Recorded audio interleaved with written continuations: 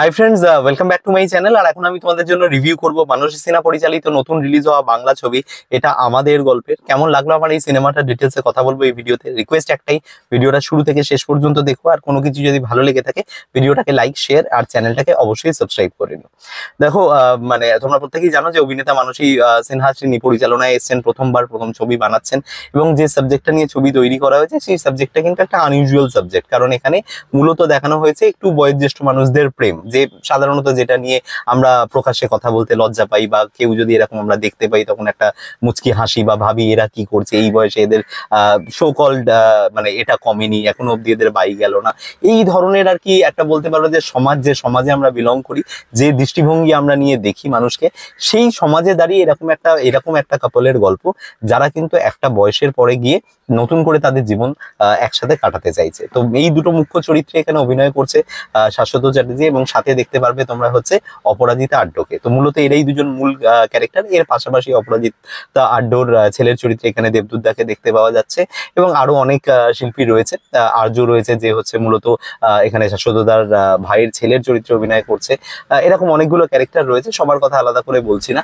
তবে যেটা মূল বিষয়, যে এই ছবির যদি বলো যে আর কি মানে পজিটিভ সাইড, নেগেটিভ সাইড, তাহলে এই ছবির সব থেকে বড় পজিটিভ সাইড হচ্ছে এই ছবির ক্লাইম্যাক্স। মানে যে ক্লাইম্যাক্সটা নর্মালি আমরা বাংলা ছবিতে দেখাতে ভয় পাই, যে ধরনের ক্লাইম্যাক্স আমরা বাংলা ছবিতে ভাবি না, এই ছবিটা কিন্তু সেটা একটা বলতে পারো যে একটা ব্যতিক্রম রাস্তায় হেঁটেছে। এই ছবি টোটাল 2 ঘন্টার রান টাইমের এই ছবির শেষ 15 মিনিট কিন্তু ডেফিনেটলি ছবিটা তোমাদেরকে ভাবাবে, ছবিটা কাঁদাবে, এবং ছবির যখন তোমরা হল থেকে বেরোবে তখন তোমাদের চোখের কোণাটা কোথাও কিন্তু একটু ভিজে যাবে, একটু কোথাও নরম হয়ে যাবে।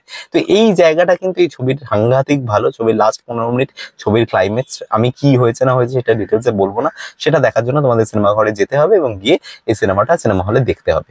ছবির দ্বিতীয় পজিটিভ যদি বলি, তাহলে এই ছবির দ্বিতীয় পজিটিভ হচ্ছে এই ছবির টাইটেল ট্র্যাক, যেটা লগ্নজিতার গলায় গাওয়া, এবং এই গানটা কিন্তু অসম্ভব সুন্দর। এবং দুভাবে গানটাকে, একটা স্যাড ভার্সন, একটা বলতে পারো যে এমনি নর্মাল একটা ভার্সনে রিলিজ মানে এখানে দেখানো হয়েছে। তো দুটো ভার্সনই কিন্তু যথেষ্ট ভালো, এবং গানটার লিরিক্স বলো, গানটার সুর বলো, গানটা যেভাবে গাওয়া হয়েছে অসাধারণ লেগেছে এই গানটা। এবার যদি চলে আসি হচ্ছে ছবির নেগেটিভ সাইড কি কি দেখলাম। দেখো, ছবিটার কিন্তু এতগুলো কথা বললাম, যেগুলো ছবিটার পক্ষে বললাম, যেগুলো ছবিটার ভালো দিকগুলো বললাম, কিন্তু ডেফিনেটলি ছবির কিছু নেগেটিভ সাইড রয়েছে। প্রথমত সেটা হচ্ছে যে অপরাজিতা আড্ড এবং সাথে হচ্ছে তোমার এখানে শাশ্বতদা, দুজনকে ইন্ডিভিজুয়ালি দে আর ব্রিলিয়েন্ট। মানে স্পেশালি যদি আমি বলি শাশ্বতদা, যে একজন পাঞ্জাবি, একজন বয়োজ্যেষ্ঠ, একজন মানে বলতে পারো বিজনেসম্যানের চরিত্রে যেভাবে সে নিজেকে অ্যাডাপ্ট করেছে, এবং সম্ভবত সেটা আরো সুবিধা হয়েছে যেহেতু উনি এখন বলিউডে প্রচুর কাজ করেন, তো তার সেই জেস্চার বা ভোকাবুলারি, সেই ধরনের ক্যারেক্টারগুলো কিন্তু যেহেতু উনি প্লে করেন, তার পক্ষে এটা অ্যাডাপ্ট করাটা অনেক ইজি হয়েছে। অনেক ভালো অভিনয় করেছেন তিনি। কিন্তু অপরাজিতা আড্ডর ক্ষেত্রে বয়সটা ডেফিনেটলি একটা কিন্তু বলতে পারো কোথাও গিয়ে একটু রেস্ট্রিক্টেড মনে হয়েছে ওনাকে।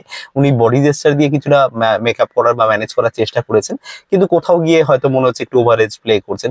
বাট শাশ্বতদা কিন্তু ফ্যাবুলাস।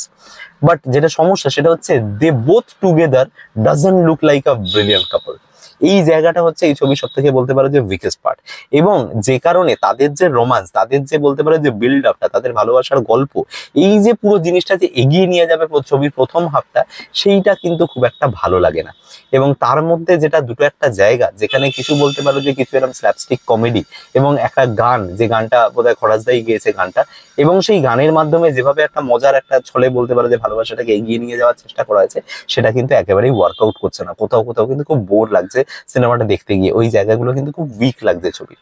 এবং আরো কয়েকটা জায়গা বলবো, সেটা হচ্ছে যে এই ছবিতে যেটা মূল বিষয়, যে একটা বয়স্ক মানুষ তারা ভালোবাসা করছে, সমাজের চোখে এটা বলতে পারো যে একটা নিন্দনীয় বিষয়, এই বয়সে প্রেম করতে যাওয়া, তার যে রেজিস্টেন্স পরিবারের পক্ষ থেকে, সমাজের পক্ষ থেকে, পাড়াপড়শি, বন্ধু বান্ধব সবার পক্ষ থেকে, সেই রেজিস্টেন্সের অ্যামাউন্টটা খুব কম। রেজিস্টেন্স দেখানো হয়েছে, কিন্তু এদের প্রকৃত এই ছবিতে ভিলেনকে, এই ছবিতে ভিলেন তো হচ্ছে সমাজ, বা এই ছবিতে ভিলেন তো হচ্ছে পরিবার, নিজের আপন মানুষজন, তারাই তো এই জায়গাটাকে প্রথমে বাধা দিচ্ছে। কিন্তু সেই বাধা দেওয়ার ভলিউমটা বা সেই জায়গাটা কিন্তু খুব উইক। মানে সেই জায়গাটা, সেই কন্ট্রাস্টটাই তৈরি হয় না, যেটা ছবির মূল বিষয়, যে ছবির একটা কন্ট্রাস্ট তৈরি হবে, সেই কন্ট্রাস্টটা গিয়ে তৈরি হয় না।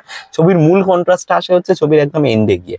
কিন্তু তার আগে যে এরা যে মানে ধরো এদের মানে একটা সম্পর্কের যে একটা জায়গায় পৌঁছবে কি পৌঁছবে না, তার যে ঘাত প্রতিঘাত গুলো, সেই ঘাত প্রতিঘাত গুলো ঠিক মতো এখানে ওয়ার্ক করছে না। এবং আবারও বলবো সেটা হচ্ছে যে কয়েকজন ভালো অভিনেতা অভিনেত্রী যেমন খরাজদা আছে, কনিনিকা দি আছে, এরা ভীষণ মিস ইউটিলাইজড। মানে এই ছবিতে কিন্তু তারা কিন্তু খুব একটা প্রপারলি, খরাজদা তো স্পেশালি মানে এই ছবিতে একটা ইম্পর্টেন্ট রোল প্লে করতে পারতো, বাট খরাজদাকে সেইভাবে ব্যবহারই করা হলো না।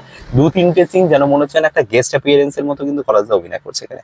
কনিনিকা দিয়ে অনেকটা রয়েছে, ছবির অনেকটা জুড়ে রয়েছে, কিন্তু কনিনিকা দিয়ে আরো সাবলীল, আরো অনেক বলতে পারো যে এই ক্যারেক্টারটা অনেক ইম্পর্টেন্ট রোল প্লে করতে পারতো, কিন্তু সেই জায়গাটা ক্যারেক্টারটা কিন্তু কোথাও মনে হচ্ছে যেন তাকে একটু চেপে দেওয়া হয়েছে।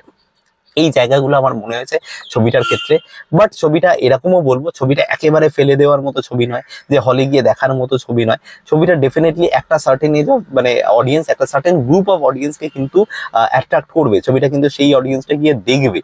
ঠিক আছে, কারণ এই ছবিতে দেখো এই এই যে সিনেমাগুলো মানে এই যে ধরো রিসেন্ট টাইমে ধরো এই যে আমাদের প্রধান বলো বা তার আগে বা আমরা ধরে নাও দেবের অন্যান্য যে ছবিগুলো, এই যে ছবিগুলো যে ঘরানা যে অডিয়েন্সকে কেটার করে, এই ছবিটাও কিন্তু সেই সেই অডিয়েন্সকেই কেটার করে। সুতরাং সেই অডিয়েন্সের কিন্তু একটা ভালো ফুটফল এই ছবিটা নেবে, কারণ সেই অর্থে বড় কোনো মেজর রিলিজ নেই এক্সেপ্ট আলাপ, যেটা কিন্তু একদম বলতে পারে একটু অন্য ধরনের, একটু ইয়াং এজ কাপলদের কথা মাথায় রেখে বানানো। তো সেখান থেকে সেই অডিয়েন্সটা কিন্তু হলে টার্ন আপ করবে, বাট এটা একটা অসাধারণ ছবি এটা বলতে পারছি না। বাকিটা তোমরা নিজেরা সিনেমা হলে গিয়ে ডিসাইড করো ছবিটা কেমন, আর দেখে আমাদেরকে জানাও যে কেমন লাগলো, তোমাদের কমেন্ট বক্স খোলা রয়েছে। আর যদি কিছু ভালো লাগে এই ভিডিও থেকে, তাহলে ভিডিওটাকে লাইক, শেয়ার আর চ্যানেলটাকে অবশ্যই সাবস্ক্রাইব করে নিও। দেখা হচ্ছে তোমাদের সাথে পরের কোনো ভিডিওতে। Till then, bye by.